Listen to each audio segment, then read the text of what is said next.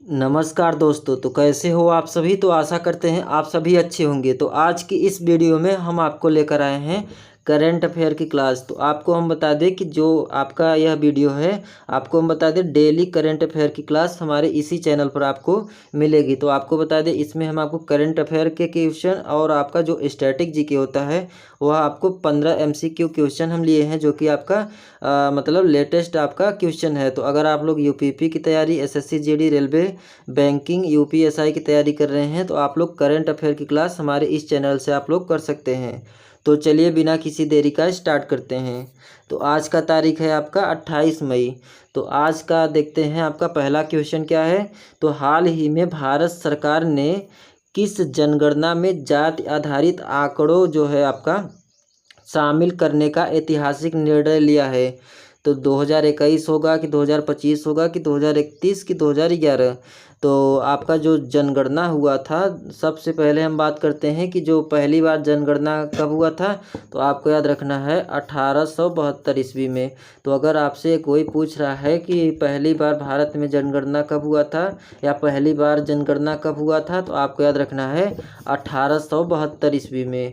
और आपको बता दें कि जो आपका जनगणना होने वाला है 2025 में, जो जाति जनगणना होने वाला है, तो आपको बता दें 100 वर्षों में आपका पहली बार ऐसा कदम उठाया गया है जिसने ऐतिहासिक निर्णय लिया गया है कि मतलब जाति जनगणना केंद्र सरकार मतलब भारत सरकार के द्वारा इसका जो जनगणना है 2025 का वही निर्णय लिया गया है।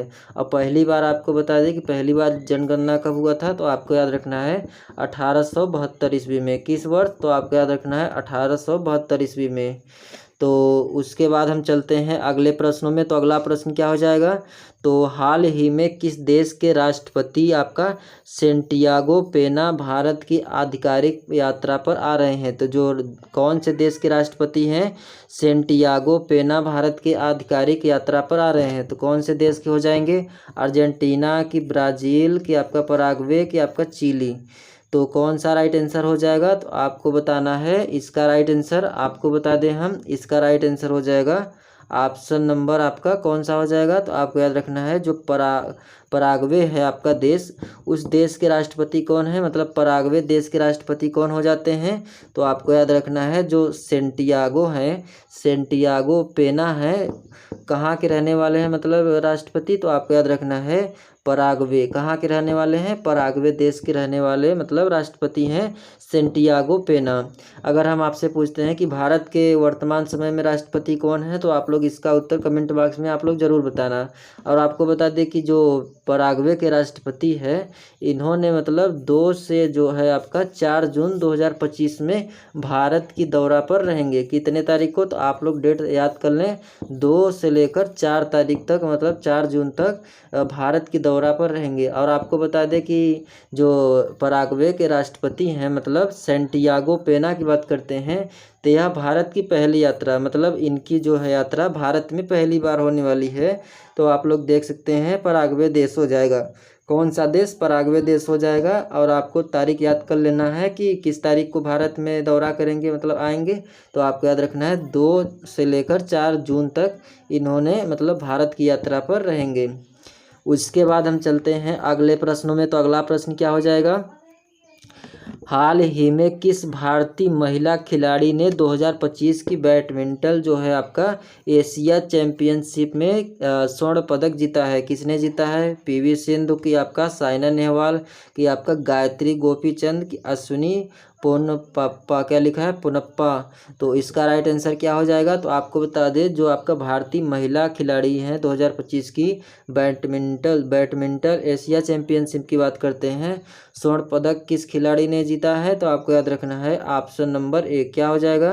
तो आपको याद रखना है पीवी सिंधु। क्या बताना है आपको, तो आपको बताना है पीवी सिंधु ने 2025 में जो है आपका जो बैडमिंटन एशिया चैंपियनशिप की बात करते हैं, तो इसने क्या किया है, कौन सा पदक जीता है। तो आपको याद रखना है स्वर्ण पदक। कौन सा पदक जीता है, तो पीवी सिंधु ने स्वर्ण पदक जीता है, जो कि आपको बता दें कि ये जो है आपका एशियाई खिताब का मतलब तीसरा एशियाई खिताब आपका जीता है किसने, पीवी सिंधु ने। और आपको बता दें किस देश को मतलब देश के खिलाड़ी को फाइनल से हराया है, तो आपको याद रखना है जो चीन देश है, चीन देश के खिलाड़ी को मतलब फाइनल में इसने हराया है। कौन हराया है, तो आपको याद रखना है पीवी सिंधु ने। तो एक बार हम फिर से आपको बता दे रहे हैं, जो पीवी सिंधु है उसने क्या किया है, चीन के खिलाड़ी जो हैं उसने फाइनल में हरा दिया है, फाइनल में हरा दिया है किस देश के खिलाड़ियों को, तो आपको याद रखना है चीन देश के खिलाड़ियों को इसने हरा दिया है। तो इसका राइट आंसर क्या हो जाएगा, पीवी सिंधु, जो कि एशिया बैडमिंटन आपका जो है चैंपियनशिप में स्वर्ण पदक हासिल किया है।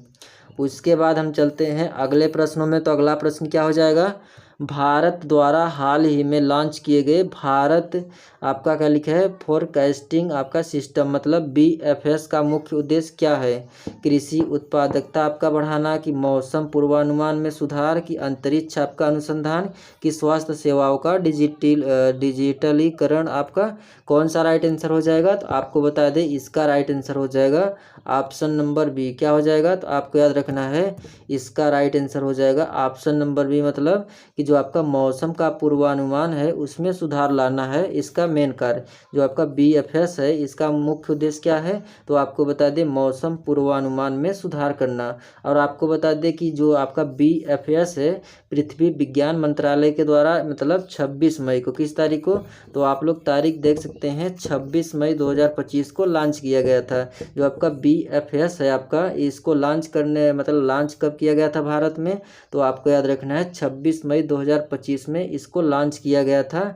और आपको बता दें कि जो आपका मौसम का पूर्वानुमान है मतलब जैसे कि आपका आंधी तूफान हो गया, और जो मतलब कि पहले ही जानकारी प्रदान करने वाला आपका हो जाता है, तो कौन सा हो जाता है, तो आपको याद रखना है BFS, जो कि भारत के द्वारा लॉन्च किया गया था। और आपको बता दें कि जो BFS है आपका 6x6 मतलब 6x6 किलोमीटर ग्रिड तक पर आधारित आपका उच्च रेजुलेशन आपका हो जाता है मॉडल, जो कि दुनिया का सबसे उच्च आपका रेजुलेशन वेदर मॉडल हो जाता है। कौन सा मॉडल हो जाता है, तो BFS आपका मॉडल हो जाता है। और आपको बता दें जो आपका BFS है आपका BFS की बात करते हैं, तो BFS की बात करते हैं तो इसमें जो आपका भारत के सुपर कंप्यूटर का आर्का द्वारा संचालित किया गया है। किसके द्वारा संचालित किया गया है, तो जो आपका BFS है भारत के जो सुपर कंप्यूटर है आर्का द्वारा संचालित किया गया है। अगर हम आपसे पूछते हैं कि सुपर कंप्यूटर भारत में कब आया था, तो आप लोग इसका उत्तर कमेंट बॉक्स में ज़रूर बताना। तो चलिए देखते हैं आपका अगला प्रश्न क्या हो जाएगा, राष्ट्रपति द्रौपदी मुर्मू, क्या लिखा है, राष्ट्रपति आपका द्रौपदी मुर्मू ने 28 मई 2025 को कितने लोगों को पद्म पुरस्कार प्रदान किए, तो 50 की, 69 की, 75 की, 100। तो कौन सा राइट आंसर हो जाएगा, तो आपको याद रखना है इसका राइट आंसर हो जाएगा ऑप्शन नंबर बी। कितने लोगों को पद्म पुरस्कार मिला है, तो आपको याद रखना है राष्ट्रपति द्रौपदी मुर्मू के द्वारा 69 पुरस्कार मतलब मिला है। और आपको बता दें कि किस तारीख को, तो आपको याद रखना है 28 मई 2025 को मतलब 69 जो है 69 प्रतिष्ठित हस्तियों को पुरस्कार दिया गया है। कौन सा पुरस्कार, तो आप लोग देख सकते हैं जो आपका पद्म पुरस्कार है यही पुरस्कार मिला है। और आपको बता दें कि इसमें मतलब कौन कौन से पुरस्कार मिले हैं, तो आपको बता दें तीन आपका पद्म विभूषण मिला है। और आपका जो 9 पुरस्कार है 9 आपका पद्म भूषण पुरस्कार है। और जो आपका 57 पुरस्कार हो जाता है 57 पुरस्कार की बात करते हैं तो पद्म श्री शामिल हो जाता है। तो कुल कितने हो जाते हैं, तो आपको याद रखना है 69 आपका पुरस्कार मिला। और जो आपका पद्म पुरस्कार है किस क्षेत्र में दिया जाता है, तो आपको याद रखना है पुरस्कार जो है आपका पद्म पुरस्कार की बात करते हैं कला विज्ञान और समाज सेवा के क्षेत्र में इस पुरस्कार को दिया जाता है। और आपसे अगर हम पूछते हैं कि जो 28 मई को आपका पद्म पुरस्कार मिला था 69 लोगों को, तो आपको बता दें कहाँ पे मिला था, कहाँ पर आयोजित हुआ था, तो आपको बता दें राष्ट्रपति भवन में आपका इसका आयोजन हुआ था, मतलब समारोह आयोजन हुआ था। कहाँ पे हुआ था, राष्ट्रपति भवन में इसका आयोजन हुआ था।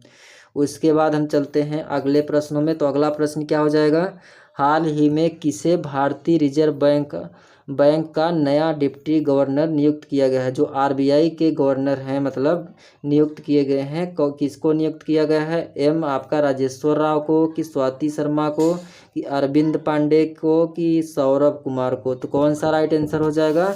तो आपको याद रखना है इसका राइट आंसर क्या हो जाएगा। तो आपको हम बता दें कि जो आपका आरबीआई का नया डिप्टी गवर्नर किसे नियुक्त किया गया है, तो आपको याद रखना है स्वाति शर्मा को। किसको नियुक्त किया गया है? तो आरबीआई का नया गवर्नर स्वाति शर्मा को नियुक्त किया गया है। और आपको बता दें कि जो स्वाति शर्मा है आरबीआई के नए गवर्नर की बात करते हैं तो इनका कार्यकाल कितना वर्ष रहने वाला है? तो आपको याद रखना है 3 वर्ष इनका कार्यकाल रहने वाला है। कितना वर्ष? तो आपको याद रखना है 3 वर्ष इनका कार्यकाल रहने वाला है। किसका रहने वाला है? जो आरबीआई के नए गवर्नर डिप्टी गवर्नर बने हैं। कौन बनी है? तो आपको याद रखना है स्वाति शर्मा। क्या हो जाएगा? स्वाति शर्मा इसका राइट आंसर हो जाएगा। उसके बाद हम चलते हैं अगले प्रश्नों में। तो अगला प्रश्न क्या है आपका? मई 2025 में भारत सरकार ने किसानों के लिए किस योजना के तहत ऋण आपका सुविधा बढ़ाई गई है? तो कौन सा योजना हो जाएगा आपका?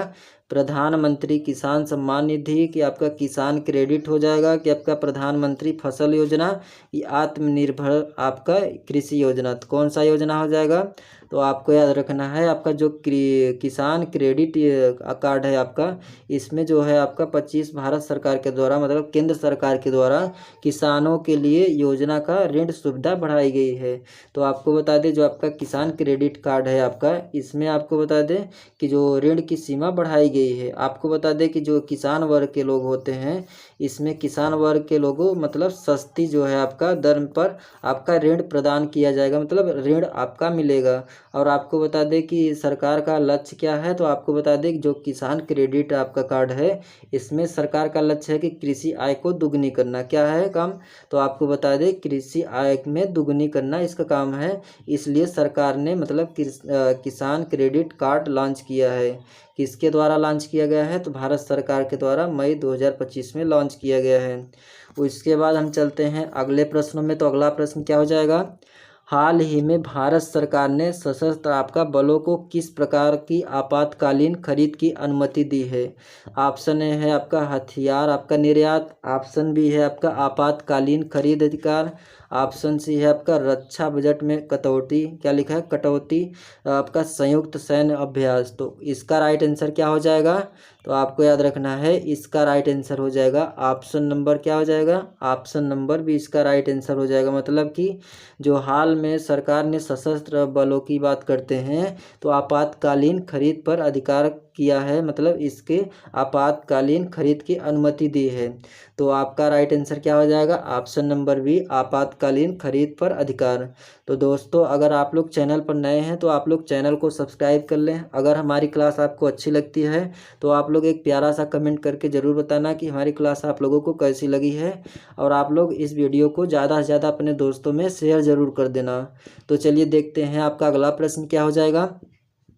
28 मई को कौन सा आपका अंतर्राष्ट्रीय दिवस आपका मनाया जाता है जो महिलाओं के स्वास्थ्य से जुड़ा है? ऑप्शन ए आपका विश्व जल दिवस, ऑप्शन ए आपका विश्व जल दिवस, ऑप्शन बी है आपका विश्व पर्यावरण दिवस, आपका ऑप्शन सी है विश्व मासिक धर्म स्वच्छता दिवस, ऑप्शन डी है आपका विश्व स्वास्थ्य दिवस। तो कौन सा हो जाएगा? तो आपको हम बता दें इसका राइट आंसर क्या हो जाएगा। तो जो आपका 28 मई को मनाया जाता है, कौन सा दिवस मनाया जाता है? तो आपको याद रखना है ऑप्शन नंबर सी, मतलब कि विश्व मासिक धर्म स्वच्छता दिवस मनाया जाता है। और आपको हम बता दें कि इस दिवस की शुरुआत कहाँ से हुआ है, किस वर्ष से? तो आपको बता दें हम 2013 में जर्मनी में सबसे पहले स्टार्ट किया गया था इस मतलब दिवस को। किस देश के द्वारा? तो आपको याद रखना है जर्मनी में 2013 में इसकी शुरुआत हुआ था। मतलब इस जो आपका यह आपका दिवस है, कौन सा दिवस? विश्व मासिक धर्म स्वच्छता दिवस की बात करते हैं। 28 मई को आपका मनाया जाता है। आपको बता दें कि इसमें जो है आपका कि इसमें जागरूकता बढ़ाना इसका मुख्य कार्य है, जो कि मासिक धर्म और स्वच्छता पर।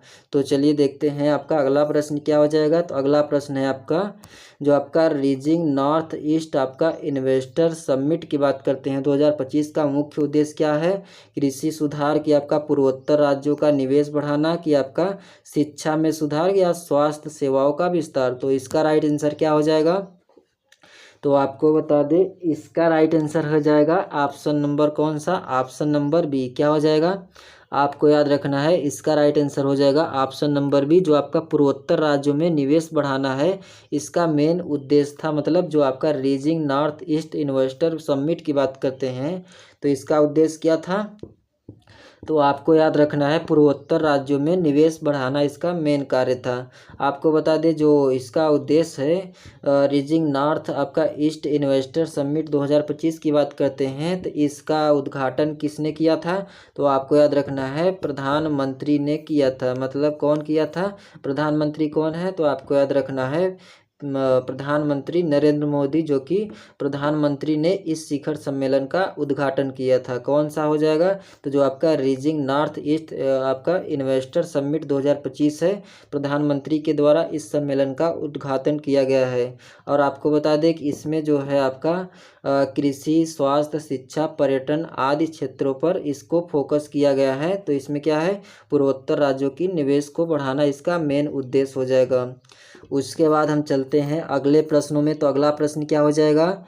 मई 2025 में जारी IMF वर्ल्ड इकोनॉमिक आपका आउटलुक के अनुसार भारत की अनुमानित जो आपका GDP वृद्धि दर है क्या है? तो आपसे प्रश्न क्या पूछा है? जो भारत की GDP वृद्धि दर है कितना है? तो आपको याद रखना है इसका राइट आंसर क्या हो जाएगा। तो आपको हम बता दें 6.8% वृद्धि दर आपका, मतलब GDP का वृद्धि दर आपका हो जाता है, जो कि बता दें कि IMF मतलब वर्ल्ड इकोनॉमिक आउटलुक के अनुसार भारत की GDP वृद्धि दर कितना है? तो आपको याद रखना है 6.8% है। अगर हम आपसे पूछते हैं कि सबसे ज़्यादा योगदान किस राज्य का रहता है, तो आपको बता दें GDP में सबसे ज़्यादा योगदान किस राज्य का है? तो आपको बता दें महाराष्ट्र का। किस राज्य का है GDP में सबसे ज़्यादा योगदान? तो आपको याद रखना है महाराष्ट्र का सबसे ज़्यादा GDP में योगदान रहा है। उसके बाद हम चलते हैं अगले प्रश्नों में। तो अगला प्रश्न क्या है आपका? हाल ही में इसरो ने किस उपग्रह को सफलतापूर्वक लॉन्च किया है, जो कि मौसम पूर्वानुमान में सहायक होगा? ऑप्शन है आपका GSAT-30, आपका इंस्टेंट क्या लिखा है INSAT-3DS आपका। उसके बाद है आपका कार्टोस्ट आपका क्या है कार्टोस्ट आपका। उसके बाद रिसैट आपका हो जाएगा 1A। तो कौन सा राइट आंसर हो जाएगा? तो आपको हम बता दें इसका राइट आंसर हो जाएगा आपका ऑप्शन नंबर बी। क्या हो जाएगा? तो आपको याद रखना है इसका राइट आंसर हो जाएगा ऑप्शन नंबर बी INSAT-3DS, जो कि आपको बता दें कि यह क्या है। तो आपको बता दें यह आपका उपग्रह है, जो कि मई 2025 में इसको लॉन्च किया गया था। कि इसको लॉन्च किया गया तो जो आपका INSAT है 3DS की बात करते हैं, उपग्रह का नाम है आपका, आप लोग नाम पढ़ सकते हैं, जो कि लॉन्च किया गया है आपके भारत के द्वारा, इसरो के द्वारा। और आपको बता दें कि जो आपका इसमें जो है जो मौसम के पूर्वानुमान की जानकारी है, इसमें आपका सबसे सटीक जानकारी देने वाला है। तो आपका सबसे नया आपका उपग्रह हो जाता है। तो उपग्रह का नाम क्या है? तो आप लोग देख सकते हैं INSAT-3DS, इसका राइट आंसर हो जाएगा। उसके बाद हम देखते हैं आपका अगला प्रश्न क्या है। तो अगला प्रश्न है आपका रीजिंग नॉर्थ ईस्ट आपका इन्वेस्टर समिट 2025 का आयोजन किस स्थान पर हुआ था? तो गुवाहाटी की, शिलांग की, दिल्ली की, आपका इम्फाल। तो इसका राइट आंसर क्या हो जाएगा? तो आपको हम बता दें इसका राइट आंसर हो जाएगा ऑप्शन नंबर सी, मतलब कि जो आपका दिल्ली है, नई दिल्ली की बात करते हैं, तो इसका सम्मेलन मतलब आयोजन कहाँ पे हुआ था? तो आपको हम बता दें कि इसका सम्मेलन जो है भारत के मंडपम नई दिल्ली में आपका इसका मतलब आयोजन हुआ था। कहाँ पे हुआ था? तो जो भारत का मंडपम है आपका नई दिल्ली की बात करते हैं, तो इसका उद्घाटन उद्घाटन नई दिल्ली में हुआ था। आपको बता दें कि इसमें केंद्र और राज्य सरकार दोनों की भागीदारी रहने वाली है। किसमें रहने वाली है? जो आपका समिट हुआ था, रीचिंग नॉर्थ ईस्ट इन्वेस्टर आपका समिट बात करते हैं, इसमें केंद्र और राज्य के दोनों की भागीदारी रही है। उसके बाद हम चलते हैं अगले प्रश्नों में। तो अगला प्रश्न क्या है आपका? The India story past present and future पुस्तक के लेखक कौन है? तो आपसे प्रश्न क्या पूछा है कि the India story past present and future पुस्तक के लेखक कौन है? शशि थरूर की आपका अरुंधति रॉय, उसके बाद है रमेश चंदन की आपका चेतन आपका भगत। तो कौन सा हो जाएगा राइट आंसर? तो आपको हम बता दें, इसका राइट आंसर हो जाएगा ऑप्शन नंबर, कौन सा हो जाएगा? तो आपको याद रखना है, जो शशि थरूर है उनकी बात करते हैं। तो कौन सी पुस्तक को मतलब लिखा है? तो आपको याद रखना है the India story past present and future पुस्तक के लेखक कौन हो जाते हैं? शशि थरूर। जो कि आपको बता दें इस पुस्तक में आपको क्या मिलने वाला है? तो आपको बता दें इसमें ऐतिहासिक आपका सामाजिक और राजनीतिक इसमें पहलुओं का विश्लेषण किया गया है। कौन कौन से टॉपिक है आपके? तो ऐतिहासिक सामाजिक और राजनीतिक पहलुओं का विश्लेषण किया गया है। बुक का मतलब पुस्तक का नाम क्या है? तो the India story past present and future पुस्तक। अब पुस्तक के लेखक कौन हो जाते हैं? तो शशि थरूर इसके लेखक हो जाते हैं। उसके बाद हम चलते हैं, आपका अगला प्रश्न क्या है? लास्ट क्वेश्चन भी है। तो अगर अभी तक आप लोग चैनल को सब्सक्राइब नहीं किए हैं तो आप लोग चैनल को सब्सक्राइब कर लें और वीडियो को लाइक ज़रूर कर देना। तो चलिए देखते हैं आपका अगला प्रश्न क्या है। 2025 में आपका विश्व कछुआ दिवस आपका किस तिथि को मनाया गया? तो जो आपका विश्व कछुआ दिवस की बात करते हैं तो आपको बता दें किस तारीख को मनाया जाता है। तो आपको बता दें हम हर वर्ष आपका 23 मई को मनाया जाता है। तो जो आपका विश्व कछुआ दिवस है आपका 23 मई को हर वर्ष मनाया जाता है। तो इसका राइट आंसर क्या हो जाएगा? तो आपको हम बता दें विश्व कछुआ दिवस जो है आपका 23 मई को मनाया जाता है। और आपको बता दें कि जो आपका यह दिवस है किस मतलब उद्देश्य क्या है कि मनाया जाता है 23 तारीख को? तो आपको बता दें कि इसका उद्देश्य क्या है कि कछुआ के संरक्षण मतलब कछुओं को बचाने के लिए इसका जो संरक्षण है, संरक्षण के प्रति जागरूकता को बढ़ाना इसका मेन कार्य है, मेन उद्देश्य है। और आपको बता दें कि जो आपका विश्व कछुआ दिवस है सबसे पहले कब मनाया गया था, किस वर्ष? तो आपको याद रखना है आपका सन 2000 में इसको सबसे पहले मनाया गया था। कौन सा दिवस? विश्व कछुआ दिवस। और आपको बता दें कि ये जो कछुआ है, कछुआ की संख्या लगातार घटती जा रही है, इसलिए इस दिवस को मनाया जाता है। तो कछुआ की संख्या लगातार घटती जा रही है, इसलिए 23 मई को हर वर्ष विश्व कछुआ दिवस मनाया जाता है। तो इसका राइट आंसर क्या हो जाएगा? ऑप्शन नंबर सी, 23 मई। तो दोस्तों आज की इस वीडियो में हम आपको करंट अफेयर के 15 क्वेश्चन लेकर आए थे। जैसा कि हम आपको बता दें हम आपको 15 क्वेश्चन डेली लेकर आते हैं। तो आज की इस वीडियो में हम आपको 15 क्वेश्चन लेकर आए थे, जो कि आपका स्टैटिक जीके भी था कुछ क्वेश्चन और आपका करंट अफेयर के क्वेश्चन थे। तो अगर आप लोगों को हमारी क्लास अच्छी लगी होगी तो आप लोग इस वीडियो को ज़्यादा से ज़्यादा शेयर ज़रूर कर देना और एक प्यारा सा कमेंट करके आप लोग ज़रूर बताना कि आप लोगों को हमारी क्लास कैसी लगी है। तो चलिए दोस्तों हम अगले वीडियो में अगले टॉपिक के साथ मिलते हैं, तब तक के लिए धन्यवाद।